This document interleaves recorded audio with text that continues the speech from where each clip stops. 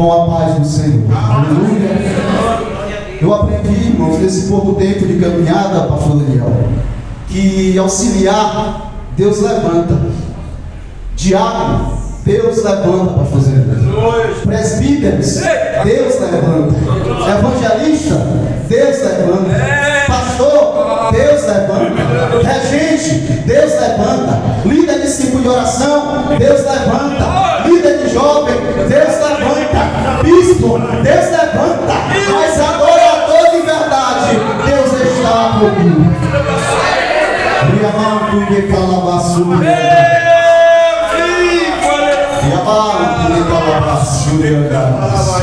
Uma certa feita em João capítulo de número 4, verso de número 23 e 24, Jesus está com uma conversa ali com a mulher samaritana e ela diz: os nossos pais adoraram no monte e vocês adoram em Jerusalém. E alguém disse que é nos montes que se deve adorar. Jesus olha para ela e fala no verso 24: mulher, a hora já chegou e é agora em que os verdadeiros adoradores adorarão o Pai em espírito e em verdade, porque é esses que o Pai o procura. E eu creio que ele já achou alguém aqui para adorar nessa noite. Quero ser grato a Deus por essa oportunidade, em primeiro lugar, que Ele nos concede de ministrar a sua palavra. Louvar a Deus pelo nome da igreja, pastor Daniel, toda a sua família, pela confiança, pastor José, nosso amigo. Onde tivemos um culto aqui abençoado, uma palavra direta do trono da graça, uma semana abençoada de oração. E nós temos visto Deus se manifestar, né, com a sua presença através do Espírito Santo. Quero louvar a Deus também pela vida aqui da minha filha que está comigo. Se coloca em pé, Valentina, né, meu porto seguro, está com o papai hoje aqui. Que Deus possa continuar abençoando grandemente, né? A herança do Senhor. A Bíblia diz que os filhos são a herança do Senhor. Sem perder tempo, você que trouxe a Bíblia Sagrada, né? Primeira Epístola de João, capítulo de número 2, versículo de número 18. Primeira Epístola de João, capítulo de número 2, versículo de número 18, apenas a parte A do versículo, e depois todos juntos vamos ler o verso de número 25. Primeira Epístola de João, capítulo de número 2, versículo 18, e depois versículo de número 25. Amém, meus irmãos? Vou esperar os irmãos encontrarem para assim nós fazermos menção da palavra do Senhor. Primeira Epístola de João, capítulo de número 2, versículo 18, e logo após versículo de número 25. Aleluia. Quem encontrou, diga: eu vou morar no céu. Amém. Morar no céu. Quem não encontrou, diga: eu também vou. Glória a Deus por isso. Está escrito assim, a parte A do verso 18: filhinhos, esta é a última hora. Versículo 25, todos juntos. Esta é a promessa que Ele fez, a vida eterna. Mais uma vez, verso número 25. Esta é a promessa que Ele fez, a vida eterna. Senhor nosso Deus e nosso Pai. Pai, graças te dou mais uma vez, Senhor, por essa oportunidade que o Senhor nos concede. Pai, eu louvo o Senhor e agradeço pela presença do Senhor neste lugar, na pessoa do Espírito Santo. Pai, se eu fosse para casa agora, eu já estaria tranquilo e alegre, porque eu sinto a tua presença neste ambiente. Mas nesse momento, Espírito Santo, mais uma vez eu me coloco à sua disposição, porque sou eterno dependente de ti. Me ajuda a ministrar a tua palavra mais uma vez, Senhor. E o meu primeiro pedido é que o Senhor cresça e que eu diminua. E o meu segundo pedido é que toda a frieza espiritual, todo o cansaço, toda a opressão vá em retirada agora. Mas abre a mente do teu povo, o coração, para receber a sua palavra e colocar em prática. Cobre-nos com teu sangue, Senhor. O Senhor tens a liberdade para batizar, renovar, curar. Ou, Senhor, pois a casa é tua, o povo é teu, a liberdade também para salvar. Continua conosco, se manifestando através do teu Espírito. É o que nós te pedimos em nome de Jesus. E os irmãos podeis aceitar, glorificando e exaltando o nome do Senhor.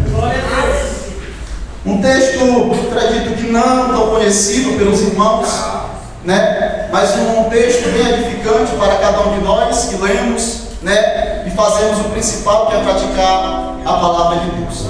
Eu venho trazer uma notícia para os irmãos que me ouvem nessa noite. Eu acredito que no ano de 2007 ou foi 2008, a Unesco, ela considerou a Bíblia Sagrada como um patrimônio da humanidade. Para algumas pessoas, a Bíblia Sagrada é apenas um livro antigo. Para algumas pessoas, a Bíblia Sagrada é apenas um livro comum. Para algumas pessoas, a Bíblia Sagrada é um livro qualquer. Mas se você não sabe, 70% dos 200 países quase reconhecidos, eles tiram da Bíblia códigos e leis para reger os seus países. Mas além de todas essas qualificações de ser considerado o patrimônio da humanidade, por mais que seja a Bíblia Sagrada, de todas essas qualificações, a Bíblia, ela é um livro de promessas. É verdade. Há pelo menos na Bíblia aproximadamente 32 mil promessas, 8 mil direcionadas direto para o homem. Há na Bíblia promessa para povos e nações, alguns que ainda existem nos dias atuais e alguns que já não existem mais. Há na Bíblia promessa para uma cidade, há na Bíblia promessa para escravos, há na Bíblia promessa para nações e povos e línguas.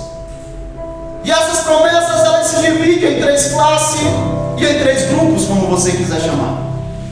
A primeira classe chama-se passado, as profecias que já se cumpriram. O segundo grupo chama-se presente, profecias que estão se cumprindo. E terceiro e último grupo, futuro, profecias que ainda vão se cumprir. E eu vim dizer para você nessa noite que eu me amarro e me agarro com essas promessas. Eu acredito de uma forma tal, porque essas promessas que me mantêm de pé. E sabe por quê, irmão Cleilton, eu acredito nessas promessas? Porque a primeira profecia da Bíblia não foi os anjos que profetizaram. A primeira profecia bíblica não foi nenhum dos 4 profetas maiores do Antigo Testamento que profetizou. A primeira profecia da Bíblia não foi nenhum dos 12 profetas menores também que profetizaram, não. A primeira profecia bíblica não foi nenhum dos 12 apóstolos de Jesus que profetizou, não. Também não foi o apóstolo Paulo que profetizou. A primeira profecia da Bíblia não foi Noé que profetizou. A primeira profecia também não foi Davi. A primeira profecia não foi Elias, não foi Eliseu, não foi Abraão, nem Isaac e nem Jacó. A primeira profecia da Bíblia que profetizou foi o Senhor, dono da profecia. Aleluia!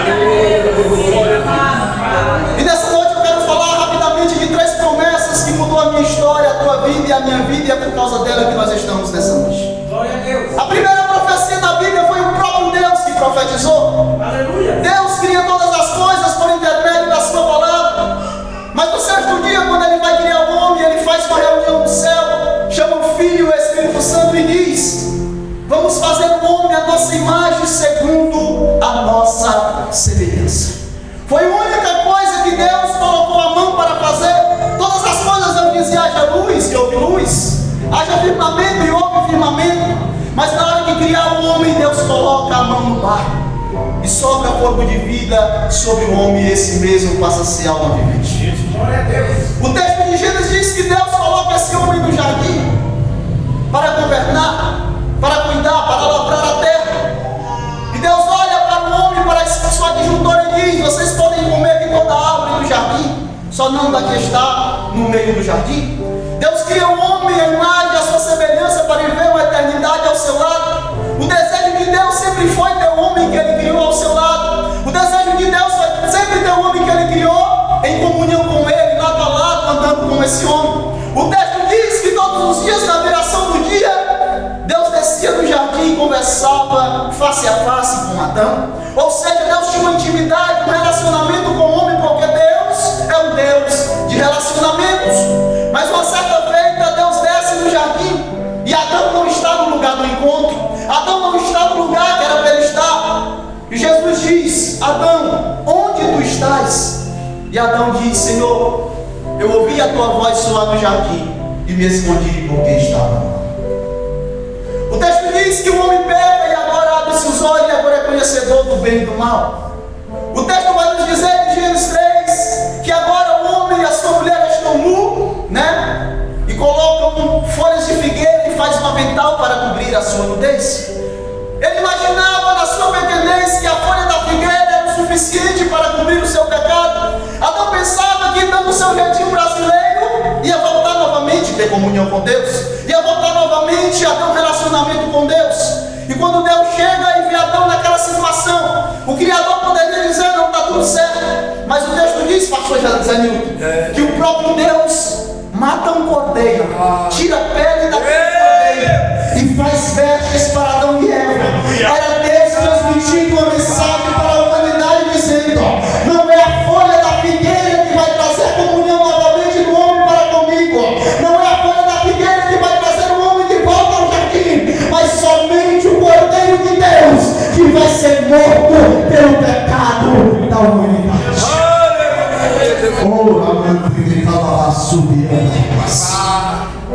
Nesse momento o inferno está em festa. Por quê? Porque o homem que foi criado à imagem e à semelhança agora está distante de Deus. O homem que foi criado para ser eterno agora falhou, caiu, não tem mais acesso aos céus. Esse homem agora está condenado a viver uma eternidade sem Cristo. Esse homem agora está condenado a viver uma eternidade longe do seu Criador. Mas enquanto o céu, o inferno está em festa, pensando que a minha e a sua história de ficar no esquecimento, Deus abre a sua boca em Gênesis capítulo de número 3, verso de número 15, e aí está a primeira profecia. Deus diz assim: e da semente da mulher vai nascer um que vai esmagar a tua cabeça.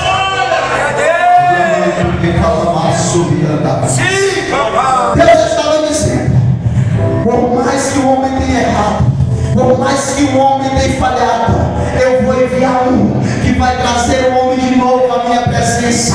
Eu vou enviar um que vai trazer o homem novamente ao jardim. Eu vou enviar o meu filho para trazer o homem novamente para ter direito à vida eterna.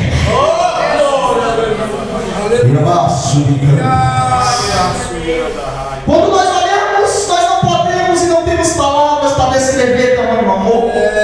João, quando tem uma visão na ilha de Patmos, capítulo de número 13, verso de número 8 de Apocalipse, ele diz que o cordeiro foi morto antes mesmo da fundação do mundo. Sabe o que é isso? É Deus, antes de criar eu e você, Ele já tinha um plano traçado para a minha e para a sua vida. Deus, Ele profetiza dizendo: eu vou enviar um.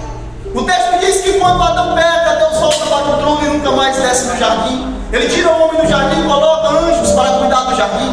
Deus nunca mais desce na terra para ter relacionamento com esse homem. Mas não é porque Deus não desceu que Ele não cuida daquilo que Ele criou. Deus continua amando, dizendo: eu estou aqui, mas vou enviar o meu filho.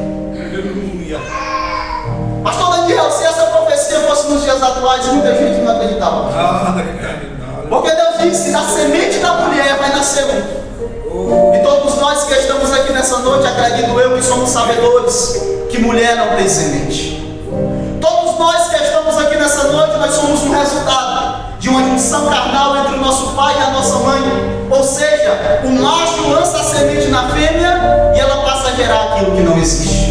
Mas Deus falou que era da semente da mulher. Independente do que Deus prometeu para você, não olhe para as circunstâncias. Ele tem poder para cumprir aquilo que Ele prometeu.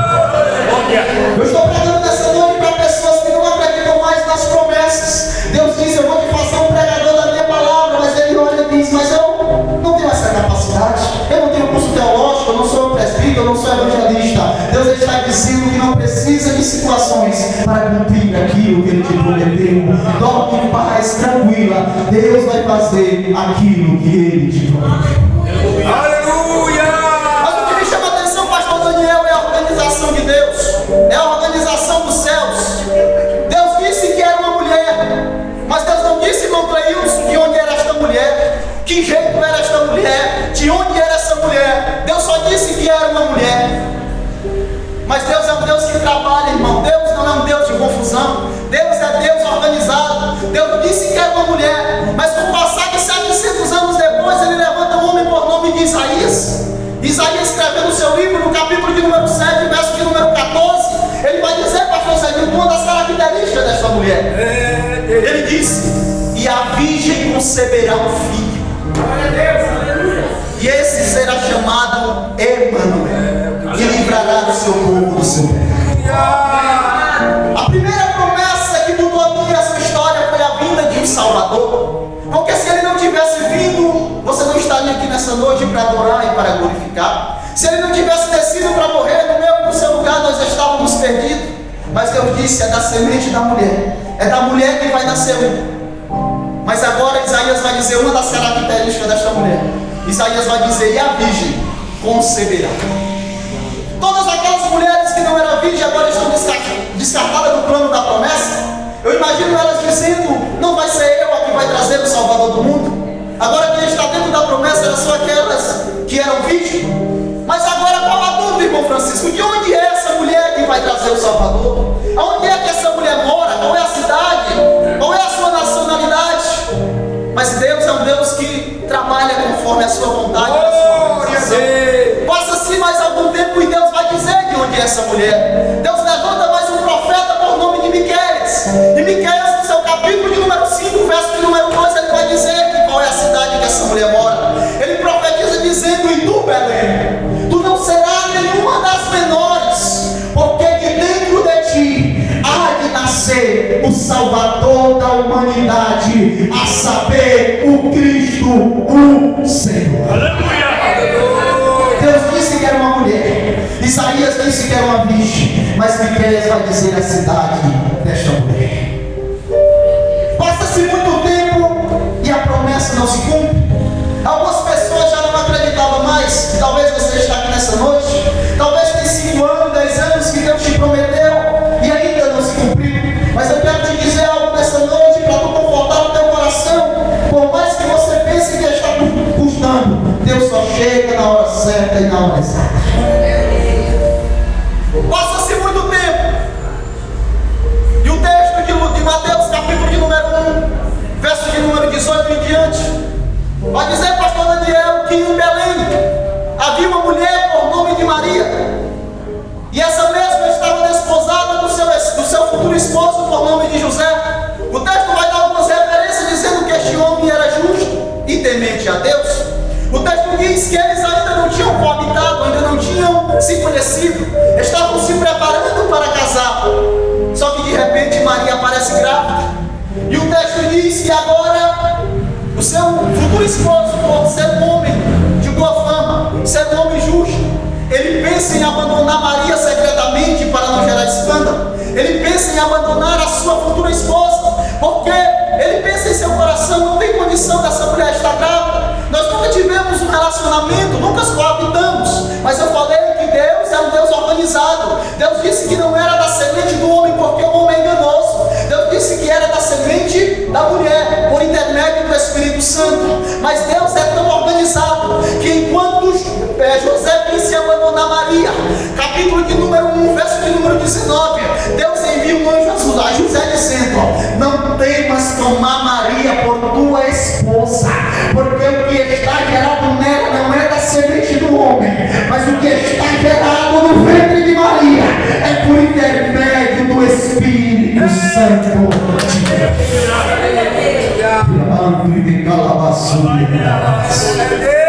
Ali estava a solução para a minha vida e para a tua vida. Ali estava a solução para o meu pecado e para o teu pecado. Ali estava a solução para a minha história e para a tua história. Ali estava a solução para mim e para você. O Salvador já estava chegando para a promessa de Gênesis 13:15 se cumprir. E a promessa se cumpriu, presbítero Francisco. A promessa se cumpriu. Lucas, escrevendo o capítulo de número 2, a partir do verso de número 9. Lucas vai dizer que nas regiões de Belém havia muitos pastores que na calada da noite eles se reuniam para vigiar o seu rebanho, para que o lobo não atacasse. E uma certa vez os pastores estão reunidos, e o verso de número 9 do capítulo 2 de Lucas diz que de repente, pastor Zanilton, desce um anjo no meio dos pastores, e os pastores ficam com medo e aterrorizados. Só que o anjo olha para os pastores e diz: ei, não temas, porque eu vim trazer foi uma boa notícia, que não é só para vocês, mas é para todo o povo, que nessa noite na cidade de Davi é nascido o Salvador da humanidade, a saber, o Cristo, o meu e o seu.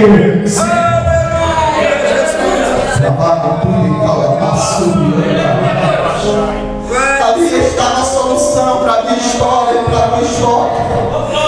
A Bíblia diz que o povo que estava em trevas viu a luz brilhar, e aqueles que estavam à sombra da morte, a luz brilhou.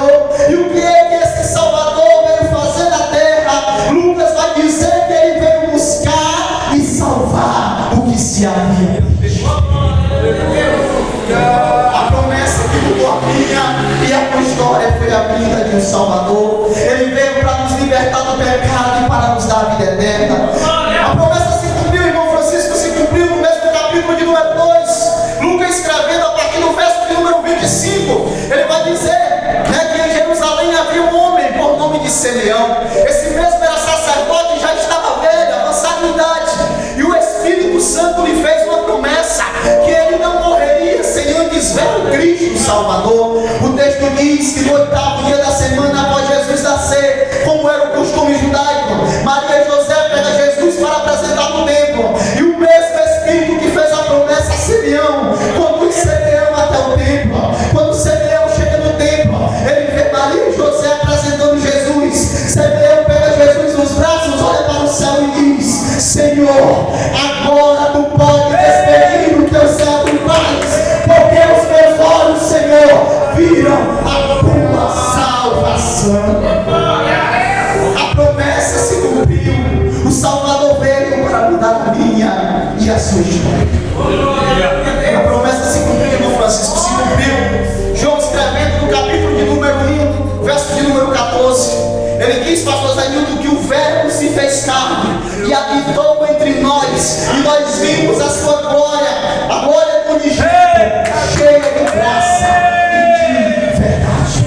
João Batista, no capítulo de número 1 de João, verso de número 29, ele está batizando nas margens do Jordão, e de repente Jesus se aproxima e ele diz: eis aí o Cordeiro de Deus que tira o pecado do mundo. O Salvador veio por mim e por você. O Salvador veio para nos dar vida eterna. O Salvador veio para nos livrar da condenação eterna. O Salvador veio para mudar a minha e a tua história. Então nessa noite você tem motivo de sobra para levantar a mão e glorificar aquele que criou os céus e a terra. Quem é esse Salvador? Para o faminto, ele é o pão vivo que desceu do céu. Para aquele que tem sede, ele é a fonte de água viva. Para aquele que não tem direção, aquele que não tem saída, ele é a porta das ovelhas. Para aquele que vive uma vida de mentira, ele é a verdade. Para aquele que está morto, ele é a vida. Para aquele que está aflito, ele é aquele que liberta o oprimido. Ele é o Elohim, ele é o Shaddai, o Adonai, é o Jeová Jireh, é o Jeová Rapha, é o Deus forte, é o conselheiro, é o príncipe da paz, é o Pai da eternidade. Ele é a ressurreição e a vida, ele é a verdade, o caminho e a vida. Ele é aquele que é o que é e o que é que vive. Ele é aquele que seus olhos são como chama de fogo e os seus pés como são latão reluzentes que são da fornalha. Ele é a videira verdadeira e está aqui nessa noite para dar vida para mim e para você. Então glorifica o nome dele nessa noite. Ora da sua cantarás. Primeira promessa, a vida de um Salvador por mim e por você. E essa promessa se cumpre.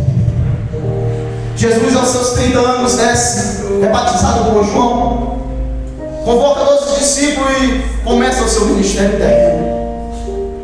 Mas enquanto Jesus está aqui, ele promove aos seus discípulos e fala acerca da sua morte. Ele disse: eu vou para o meu Pai conforme está escrito, mas eu não vou deixar vocês sozinhos. Vocês não vão ficar só, porque se eu não for, o meu Pai não enviará o Espírito Santo, o Consolador. Jesus estava dizendo: eu vim cumprir a minha missão. Eu vim morrer no lugar de vocês que não tinham capacidade de pagar esse alto preço.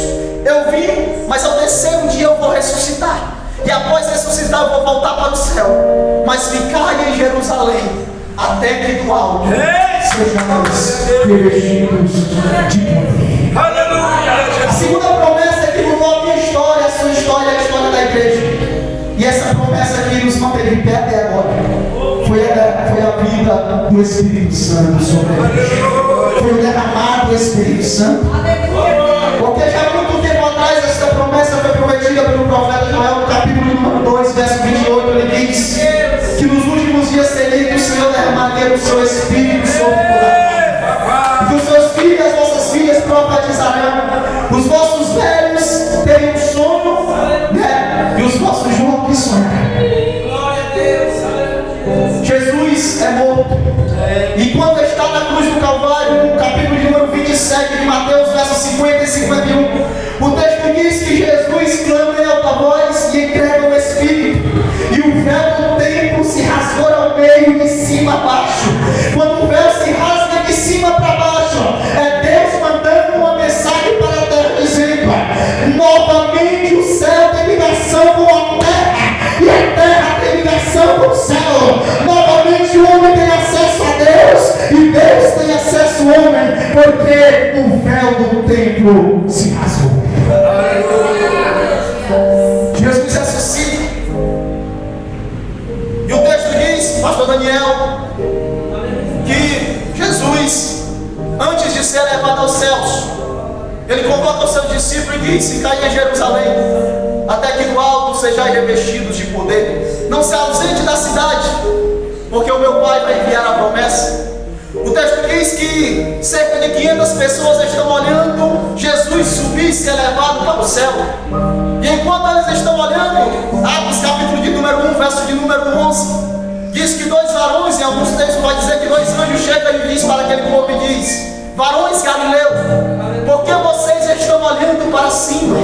Esse mesmo Jesus que está subindo é o mesmo que acompanha esse. Pode ser hoje, diante do término desse culto, ele há de descer. O texto diz que fica cerca de 500 pessoas, pastor Daniel. E após 10 dias, após Jesus ser levado ao céu, Vem buscar a tua igreja. o texto de Salmos 24 diz que Jesus foi elevado aos céus. E quando Jesus chega na porta do céu, o anjo vem ao seu encontro. E de repente o anjo clama dizendo: levantai, ó portas eternas, para que entre o Rei da Glória. E o coral de anjo atrás grita e pergunta: mas quem é esse Rei da Glória? E o anjo responde: é o Senhor poderoso na batalha. O anjo começa a dizer: levantai, ó portas eternas, para que entre o Rei da Glória. E o coral angelical pergunta: mas quem é esse Rei da Glória? E o anjo responde: ele é o Senhor dos exércitos, ele é o Rei da Glória. O texto diz que os crentes agora fazem uma reunião de oração no cenáculo. E é por isso que eu digo que muitos no arrebatamento vão ficar, porque era 500, mas só 120 perseveraram. Eram 500, 380, disse: essa promessa está demorando demais, esse negócio não vai se cumprir. Mas 120 permaneceram confiando e acreditando, buscando a graça do Senhor. Por mais que esteja difícil a caminhada, por mais que esteja difícil a jornada, só você e Deus sabe como você entrou aqui nessa noite. Só você e Deus sabe como foi a sua semana. Só você e Deus sabe as noites que você tem passado acordado. Só você e Deus sabe os vales, desertos, as tempestades, as dificuldades que você tem enfrentado. Mas pelo amor de Deus, eu te peço nessa noite, continue acreditando na promessa. Jesus ainda vai voltar para buscar o seu povo. Como diz o escritor aos Hebreus, capítulo de número 10, verso 37, porque o pouquinho de tempo, aquele que há de viverá e não parará.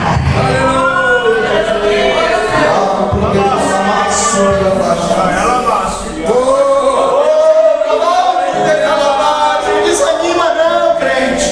Jesus vai voltar para buscar a sua igreja. 120 crentes estão orando. O texto do capítulo de número 2 de Atos diz que eles estão reunidos no mesmo lugar, orando e clamando.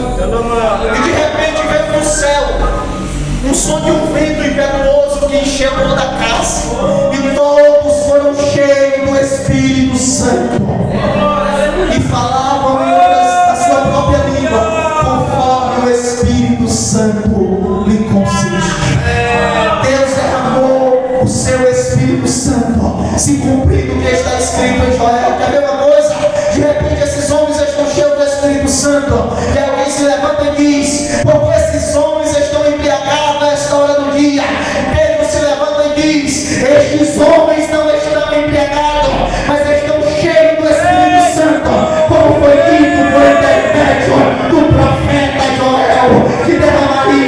do seu Espírito sobre toda poder aqui, a palavra poder aqui no texto é dignos. É capacidade de fazer o que você não consegue fazer. É capacidade de ir onde você não pode ir. É capacidade de entrar onde você não pode entrar. Você prega não é porque você é bom. Você prega não é porque você tem conhecimento. É porque Deus deu para você um poder sobrenatural e capacidade para você fazer aquilo que você não pode fazer. É por isso que a igreja permanece. Porque se fosse por mim, por você, nós já estaríamos perdidos. Nós não somos nada. A Bíblia diz que sem Ele, nada podemos fazer. A promessa se cumpre. Deus Pai vai para o trono, mas envia Deus Filho para a terra para morrer no meu e no seu lugar. Deus Filho morre, ao terceiro dia ressuscita, volta para o céu, mas manda o Espírito Santo e Ele está aqui em nosso meio nessa noite. Porque a palavra diz que onde tem 2 ou 3 reunidos no seu nome. Glória a Deus. É maravilhoso, papai. E a terceira e última promessa que se cumprirá o verso de número 25, que diz o quê? E essa é a promessa que Ele nos fez a vida eterna. A promessa mais aguardada. Obrigado. Da igreja. Da tua casa. É a única promessa que para te adorar. É a promessa do arrebatamento, pastor. Há pelo menos 1.800. Olha para mim. Há pelo menos 1.832 referências de Gênesis e Apocalipse acerca da vinda do Senhor. Aleluia! E eu creio que eu e você somos a geração do arrebatamento. Por que eu creio? Porque Paulo falou. Havia uma dúvida no coração da igreja sobre os crentes que morriam. A igreja de Tessalônica, capítulo de número 4. Alguns crentes se perguntavam dizendo: irmão Cleus, mas o que vai ser do meu irmão que morreu e era cristão? Quando Jesus voltar, o que é que vai acontecer? Havia uma dúvida no coração da igreja. Mas Paulo escrevendo no capítulo de número 4, a partir do verso de número 3, ele diz: irmãos, eu não quero que vocês sejam ignorantes acerca dos que já morreram, para que vocês não se desfaleçam como os demais que já não têm esperança. Porque dada a palavra de ordem, o mesmo Senhor descerá com alarido ao som da trombeta de Deus e a voz do arcanjo. E os que morreram em Cristo ressuscitarão primeiro. Depois nós que estivermos vivos, seremos transformados em um corpo de glória e arrebatados seremos ao encontrar com o Senhor nos ares. E estaremos com Ele para sempre. Portanto, confortai-vos uns aos outros com estas palavras. Era Paulo dizendo: morreu, mas vai ser arrebatado. Morreu, mas vai se encontrar com o Salvador. Morreu, mas vai entrar nas mansões celestiais. Morrer em Cristo é apenas um passaporte para a eternidade. Para resumir, o próprio Jesus, após ressuscitar, ele está diante dos seus 11 discípulos, porque Judas já tinha se suicidado. De repente Jesus olha para Pedro. Pedro está triste, por quê? Porque o mestre que andou sobre as águas já não vai mais estar no meio dos discípulos. Jesus olha para Tiago, Tiago está de cabeça baixa.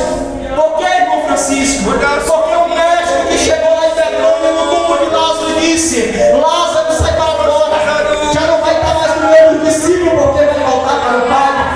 Jesus olha para Tiago, para João, e João também está aflito. Por quê? Porque o mestre que entrou lá na casa de Jairo e disse: menina, levanta-te. Daqui a algumas horas já não vai estar mais no discípulo, pois vai voltar para o Pai.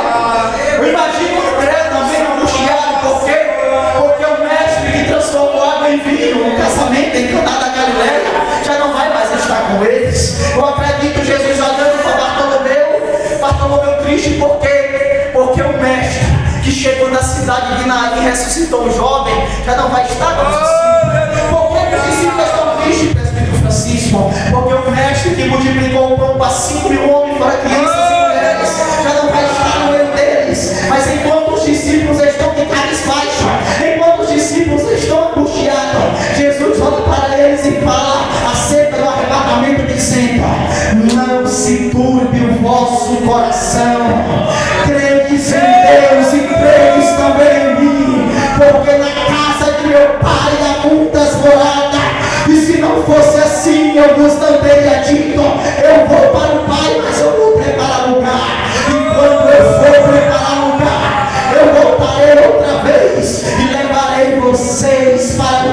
mesmo, para que onde eu estiver, estejais vós também.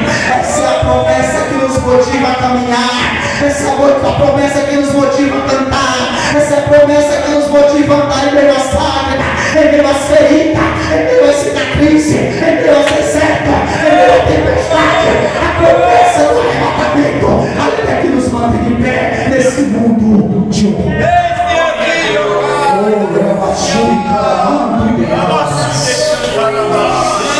Você está debaixo da promessa.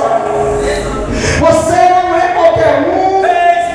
A promessa não é para o adulto. A promessa não é para o prostituto. A promessa não é para o ouvinte do evangelho, não. A promessa é para a noiva eleita, a noiva do Cordeiro, que tem sofrido, que tem perseverado, que tem lutado mesmo em meio às dificuldades. Aleluia, Jesus. Eu não conheço a tua vida. Tu és o nosso Pai. Eu estou pregando para pessoas que nem sabem como chegou aqui. Entrou de caminhos baixos, sem direção. Eu estou pregando para você que essa semana olhou para a esquerda e para a direita e disse: Senhor, me dá uma saída. Você estava lá sem palavra, mas mesmo em meio a essa dor, esse deserto, essa dificuldade, você sozinho lá na sua casa, sozinho, sem ninguém te ver, mas ele estava te vendo. E em meio a essas lágrimas, essa dor, você dizia assim, ó: onde guiar-me, meu Senhor, eu seguirei por seu amor. Peço a mão que me conduz, por me ferida sobre a cruz. Só igreja. Guia-me sempre, meu Senhor, guia meus passos, Salvador. Tu me compraste sobre a cruz, é tudo, meu Jesus. Fica firme com Jesus. Jesus está voltando. Jesus está às portas. O mundo está em desespero.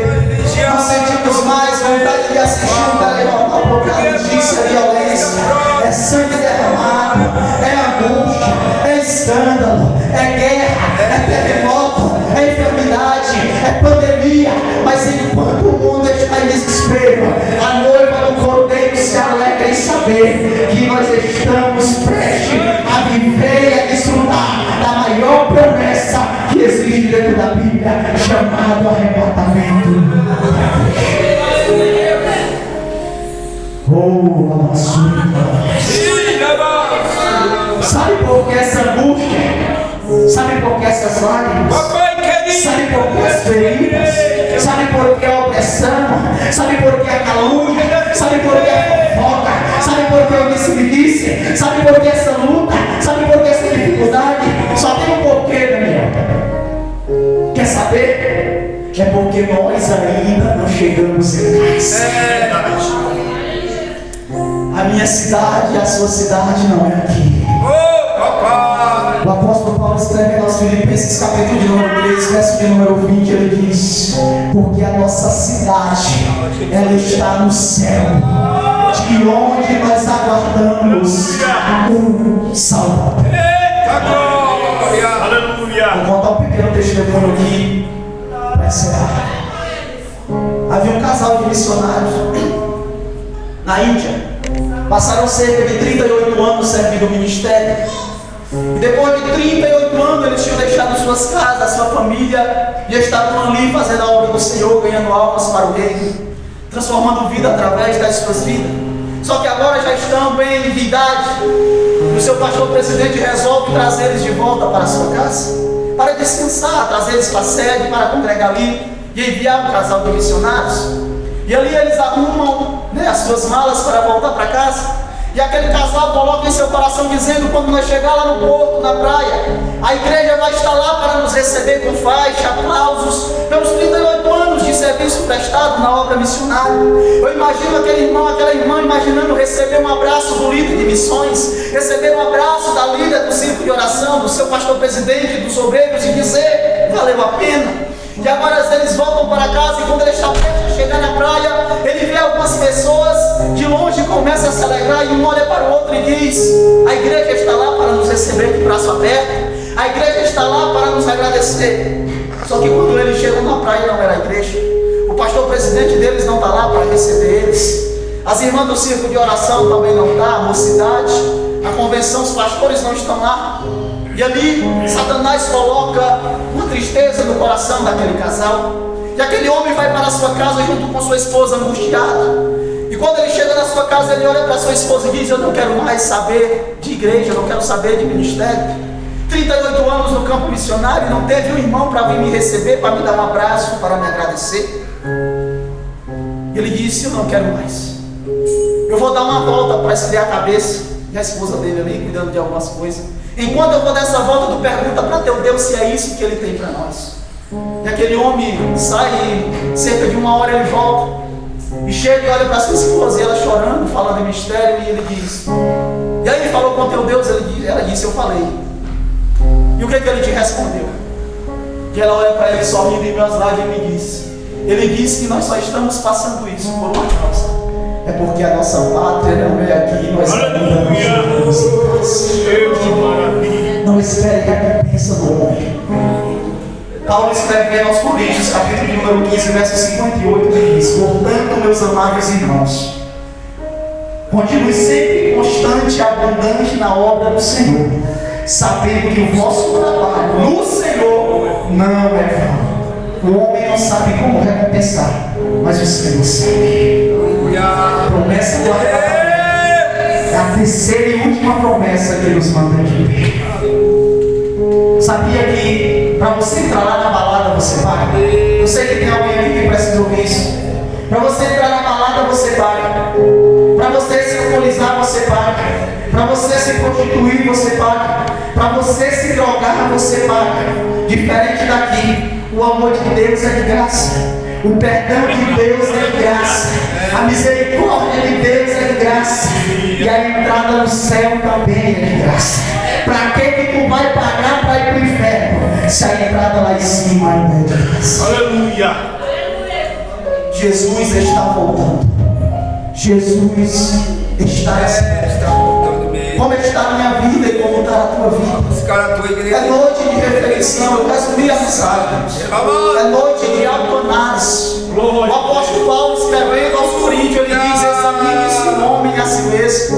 É tempo de parar de olhar para gravar sobre o pregador se está morta. É tempo de olhar para o blazer do terno se está amassado. Acabou o tempo de olhar para a sandália, para o salto da irmã. É tempo de olharmos para dentro de nós e dizer: Senhor, me ajuda a chegar ao céu. Senhor, segura nas minhas mãos. Não deixa os meus pés vacilantes. Mesmo em meio a esse mundo de horror, das dificuldades, Senhor, me ajuda a perseverar. Me ajuda a chegar lá. Porque nós somos dependentes do amor de Deus. Coloque os seus pés nessa noite. Jesus está voltando. Olha para esse irmão que está do teu lado e diz: já é a última hora. Você está preparado? Já é a última hora. Eu sinto a presença de Deus nesse. Logo em breve vai sair uma notícia que o povo desapareceu. Era um povo muito humilde que aqui tanto sofreu. Aquele povo era o povo de Deus. Onde está aquele povo barulhento? Onde está que não se vê nenhum irmão? Alguém com voz de lamento vai dizer nesse momento: aquele povo foi Só quem vai glorifica o nome do Senhor.